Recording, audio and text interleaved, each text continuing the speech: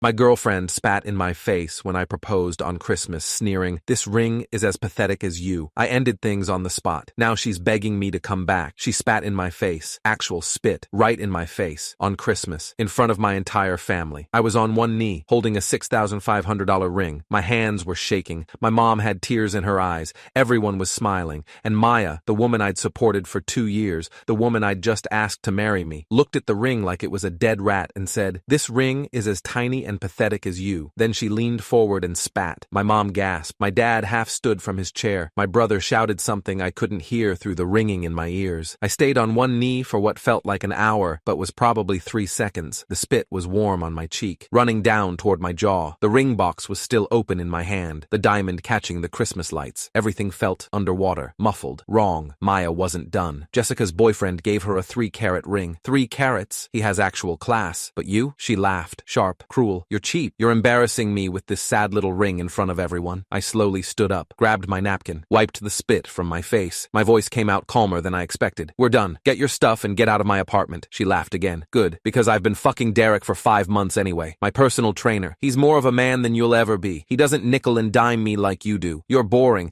and I only stayed for the free rent." Every word was a knife, and she smiled the whole time. "I'm Ryan Mitchell, 28 years old, work in digital marketing for a healthcare company, make about $85,000 a year in a mid-sized city where that goes pretty far. 2 years ago, I met Maya at a coffee shop 3 blocks from my apartment, Harper's Coffee, corner of 5th and Madison. I was there on a Saturday morning working on a freelance project. She was in line ahead of me ordering some complicated oat milk latte. She turned around and we made eye contact. Stunning. Long dark hair, green eyes, this smile that made you forget your own name. "You look like you need better coffee than this place makes," she said. I laughed. "It's not that bad. It's objectively terrible, but the Wi-Fi is good, and they don't kick you out for camping all day." We ended up sitting together, talking for 3 hours. She was funny, charming, easy to talk to in a way most people aren't. She'd just left her job at an upscale salon. "Creative differences with the owner," she said. "I'm figuring out my next move. Freelance makeup maybe, or product photography. I'm good with visual stuff." We exchanged numbers, started seeing each other. By month 2, she was sleeping over most nights. By month 4, she'd basically moved in. "I can help with rent once I get some steady clients," she said. "Just give me a few months to get established." "Don't worry about it," I told her. "Focus on building your business. We'll figure it out." Except we never figured it out. 2 years went by and I was covering everything. Rent, $1,850 a month. Utilities, about $200. Groceries, $400, $500. Her car insurance, $140. Nights out, new clothes. Her gym membership at $89 a month. She'd pick up occasional freelance makeup gigs. A wedding here, a photo shoot there, maybe $200 to $300 every few weeks. Never contributed a dime to household expenses. Whenever I'd bring it up, gently, carefully, she'd turn it around. "Are you saying I'm not pulling my weight?" "No, I'm just saying maybe we could split groceries or..." "So you want me to feel bad for not making as much money as you? You're being controlling. Real partners don't keep score." "I'm not keeping score. I just think we should talk about finances. You're making me feel worthless, like I'm some burden you're carrying. Is that what you think of me?" And I'd backpedal, apologize, tell her I didn't mean it that way. So I just kept paying and kept quiet. The first real red flag came about 8 months in. We were at a dinner party at her friend Jessica's place. Jessica worked in pharmaceutical sales, made good money, had a nice downtown loft. Jessica's boyfriend, some finance bro named Garrett, was showing off a watch he'd just bought. Rolex Submariner, $11,000. "That's gorgeous," Maya said. Her voice had this edge I'd never heard before. Hungry. Later in the car, she said, "You could pull off a watch like that. A Rolex? That's like 3 months of rent. So? You make decent money. You should dress like it. Garrett's impressive. You dress like, I don't know, middle management." I laughed it off, but the comment stuck. Second red flag was about a year in. Her friend Jessica got engaged. Garrett had proposed with a 3-carat diamond ring. Princess cut, platinum band, probably $30,000. Maya came home from seeing Jessica and wouldn't stop talking about the ring. Showed me photos, compared settings, talked about clarity and cut quality. "When you propose," she said casually, "I'd want something like that. Not exactly the same, but that quality level. I'm not high maintenance, but I have standards." My stomach dropped. "Maya, that ring probably cost more than I make in 4 months. So start saving. Unless you're not serious about us." "I'm serious,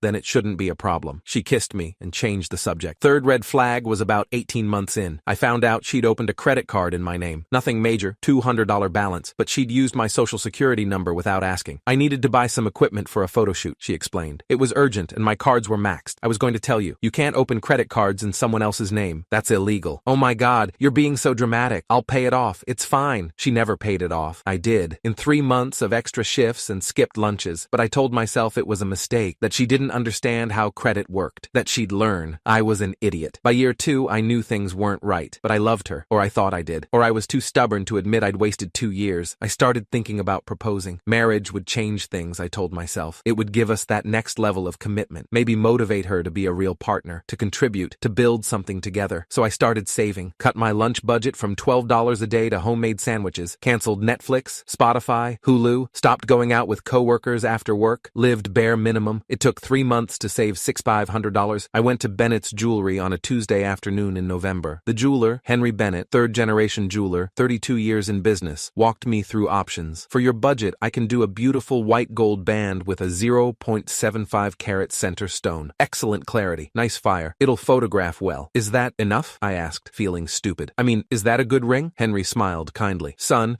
a good ring is one you can afford. This is a beautiful piece. Any woman should be honored to wear it. I bought it. Felt the weight of it in my pocket for 2 weeks. The little velvet box. The biggest purchase I'd ever made besides my car. I decided to propose on Christmas at my parents' house. My whole family would be there. Mom, Dad, my older sister Natalie and her husband Greg, my younger brother Marcus. Maya loved my family. Or seemed to. She always got along with my mom, laughed at my dad's terrible jokes, played video games with Marcus. It would be perfect. A moment we'd all remember forever. Christmas Day started normal. We drove to my parents' house at 11:23 a.m. Mom's place was decorated like a Hallmark movie. Lights everywhere. Tree in the corner. Stockings. The smell of cinnamon and pine. Maya brought a pie she'd bought at Whole Foods. Took credit for baking it. My mom complimented her, and Maya glowed. Dinner was at 5 p.m. Mom made her famous prime rib with horseradish sauce, garlic mashed potatoes, green beans, rolls, everything perfect. We ate, laughed. My dad told his story about the time he got stuck in a chimney as a kid, trying to prove Santa wasn't real. We'd heard it 100 times. Still funny. After dinner, we had pie and coffee. Everyone was relaxed, happy, full. Marcus was showing Maya photos from his semester abroad. Natalie was telling Mom about her new job promotion. Dad was half asleep in his chair. Perfect moment. I stood up at 7:43 p.m. Hey everyone, can I have your attention for a second? The table went quiet. Everyone looked at me. My hands were shaking as I pulled out the ring box from my pocket. I could see my mom's eyes go wide. Natalie grabbed Greg's hand. I walked around the table to where Maya was sitting, got down on one knee. The room was completely silent except for the crackling fire in the living room fireplace. I looked up at Maya, tried to remember the speech I'd practiced in my car. Maya, we've been together for 2 years. You've made me happier than I knew I could be. I want to build a life with you. I want to wake up next to you every day for the rest of my life. Will you marry me? I opened the box. The diamond caught the light. It really was beautiful. Henry had been right. Maya's smile vanished. She stared at the ring. Her face went from surprise to confusion to something that looked like disgust. Are you serious right now? She said. The room stayed frozen. I thought maybe she was overwhelmed, emotional. Maya, she looked at the ring again, actually wrinkled her nose like it smelled bad. This ring is tiny and pathetic, just like you. My mom gasped. Dad sat up straight. I stayed on my knee, confused, brain not processing what was happening. Maya kept going, voice getting louder, angrier. Jessica's boyfriend gave her a 3-carat ring. 3 carats. He has actual class. But you? She laughed. You're cheap. You're embarrassing me with this sad little ring in front of everyone. Did you even try? Or did you just pick the cheapest thing they had? I saved for 3 months. You make $85,000 a year, and you give me this? She gestured at the ring like it was trash. You're pathetic. You've always been pathetic. You nickel and dime me constantly. Make me feel guilty for buying anything. And now you propose with this insult. I was still kneeling, still holding the box. My brain had stopped working. That's when she leaned forward and spat in my face. Actual spit. Right in my face. In front of my parents and siblings on Christmas. My mom screamed. Marcus jumped up from his chair. What the fuck? I slowly stood up, grabbed my napkin from the table, wiped the spit from my cheek. My voice came out steady, calm, like someone else was speaking through me. We're done. Get your stuff and get out of my apartment. Maya laughed. Actually laughed. Good. I've been waiting for an excuse to leave. Then she looked around the table at my family, all staring at her in horror. You want to know the truth? She said. I've been fucking Derek for 5 months. My personal trainer. He's more of a man than Ryan will ever be. He doesn't nickel and dime me like some accountant. He actually knows how to treat a woman. She stood up, grabbed her coat from the back of her chair. Ryan's boring. You're all boring. I only stayed for the free rent and free food, but I'm done now. She looked at my mom, smiled sweetly. Thanks for dinner, Susan. The prime rib was excellent. Then she walked out. The front door slammed at 7:51 p.m. Nobody spoke for about 30 seconds. Then my mom burst into tears. Dad put his arm around her. Natalie came around the table and hugged me. Ryan, I'm so sorry. That was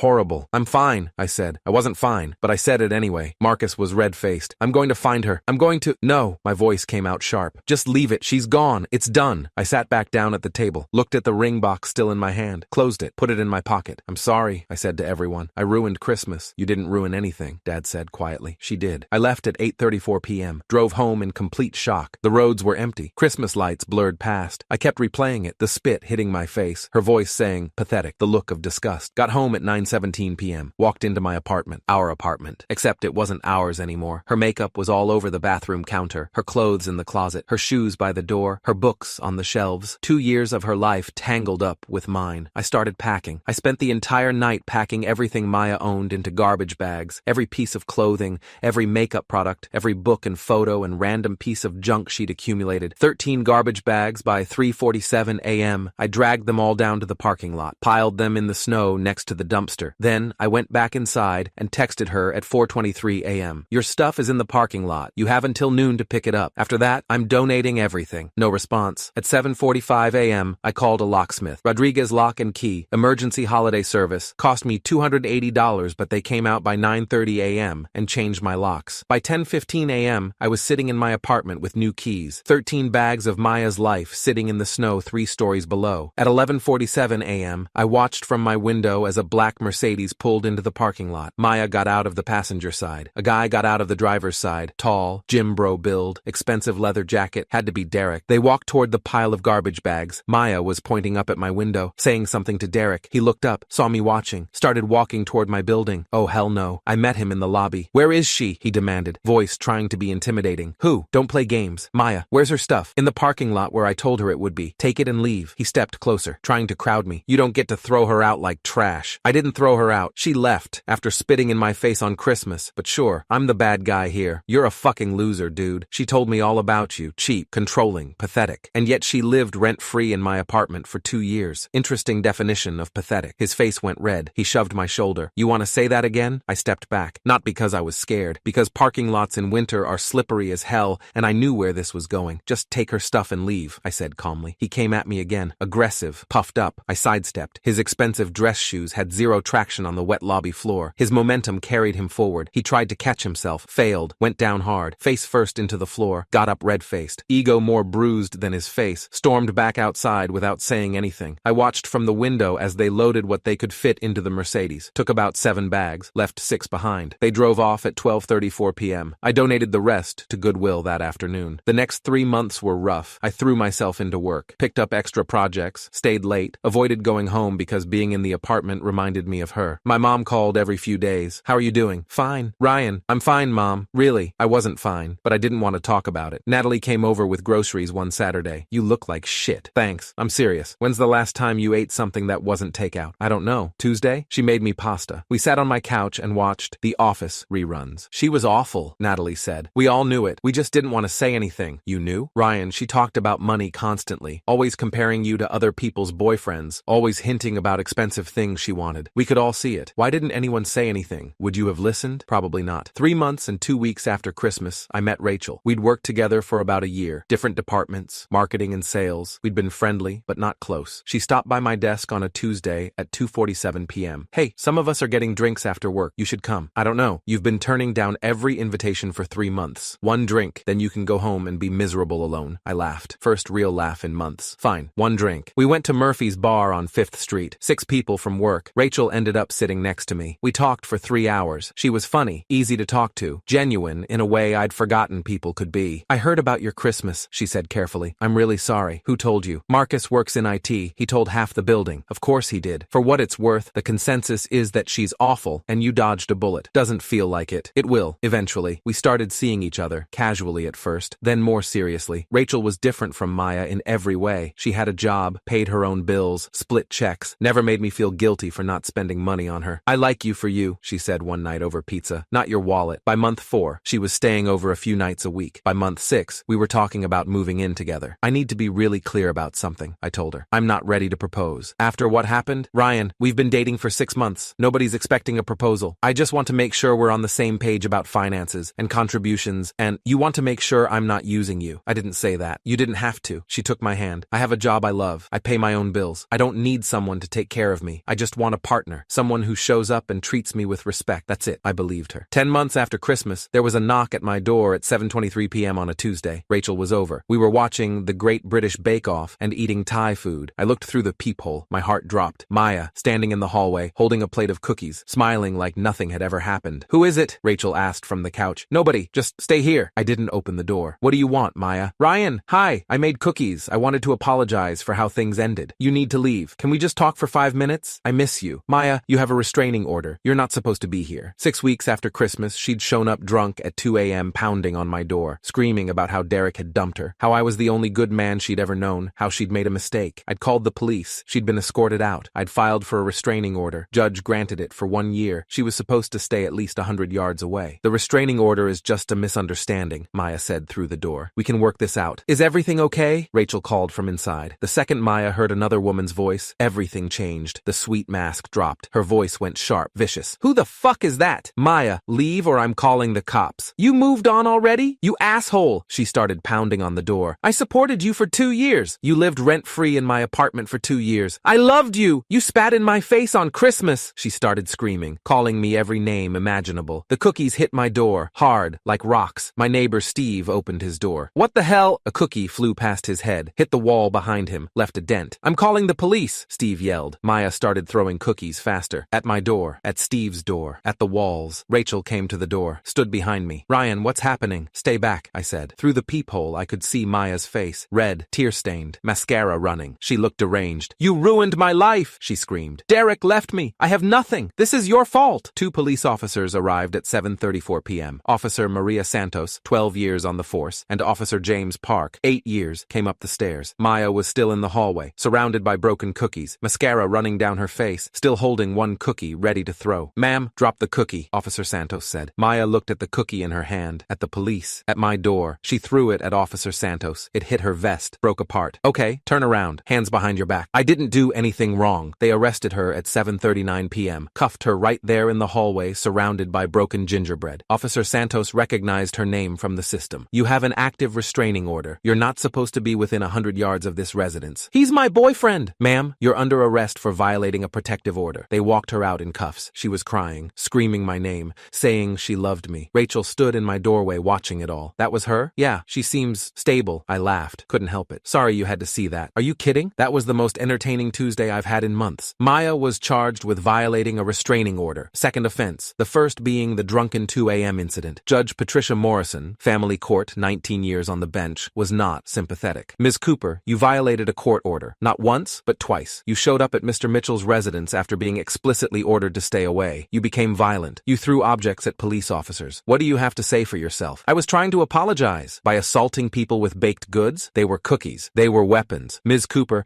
I'm sentencing you to 30 days in county jail, followed by 2 years probation. If you violate the terms of your probation or come within 500 yards of Mr. Mitchell, I will extend your sentence. Maya served 27 days, got out early for good behavior. I never heard from her again. Last Christmas, exactly 1 year after the proposal, Rachel and I spent it at my parents' house. Same dining room, same table, same people, but everything was different. We had prime rib again, Mom's famous recipe. Natalie brought pie. Marcus showed off photos from his new job. After dinner, my dad stood up with his wine glass. I want to make a toast, he said. Last Christmas was difficult. We witnessed something painful. But this year, I'm grateful. Grateful that Ryan found someone who truly appreciates him. Someone who treats him with respect and kindness. Welcome to the family, Rachel. Everyone raised their glasses. Rachel squeezed my hand under the table. Later that night, driving home, she said, your family is really sweet. They're okay. Your dad's toast was nice. About appreciating you. Yeah, for the record, she said, I do. Appreciate you. I know. And when you're ready to propose, whenever that is, I won't spit in your face. I laughed. Setting the bar pretty high there. I set the bar at human decency. You can clear that easily. 2 years later, I proposed to Rachel. Not on Christmas. Not at my parents' house. Just us. On a hiking trail. No audience. No pressure. I'd saved for 8 months. Bought a ring from Henry Bennett again. Different style. Better stone. More expensive. Rachel, I love you. You make me better. You make me happy. Will you marry me? She said yes, immediately. Kissed me. Cried. Put the ring on. It's beautiful, she said. It's not 3 carats. I don't care about carats. I care about you. We got married 6 months later. Small ceremony. Family and close friends. My dad gave another toast about how grateful he was that I found someone who appreciated me. Sometimes I think about that Christmas. The spit. The humiliation. The ring I spent 3 months saving for that Maya called pathetic. And I realize it was the best thing that ever happened to me because it showed me who she really was before I married her. Before we had kids. Before I wasted more years. Getting spat on during a Christmas proposal destroyed me for months. But it also freed me to find someone who actually loved me. Best bullet I ever dodged.